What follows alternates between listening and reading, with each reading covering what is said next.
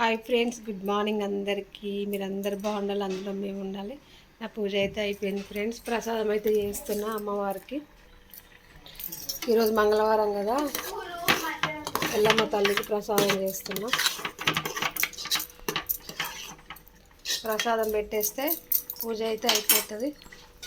పప్పుచారు కట్టెల పొయ్యి మీద మంచిగా ములక్కాడ పప్పుచారు.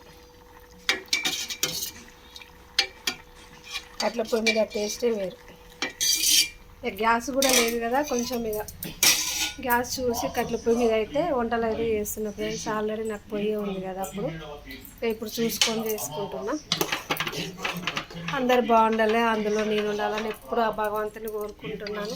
మంచి వాళ్ళకి ఎప్పుడు ఆ భగవంతుడు తోడుగా ఉండి కష్ట సుఖాలన్నీ తీరుస్తాడని నాకైతే నమ్మకం ఫ్రెండ్స్. మనసులో చెడు పెట్టుకొని వేరే వాళ్ళకు చెడు చేయాలంటే వాళ్ళే ఖరాబ్ అవుతారు. నేనైతే అన్నిటికీ ఆ భగవంతుడి మీదే భారం వేస్తే అందరు బాగుండాలి, అందులో మనం ఉండాలి ఫ్రెండ్స్. బాయ్.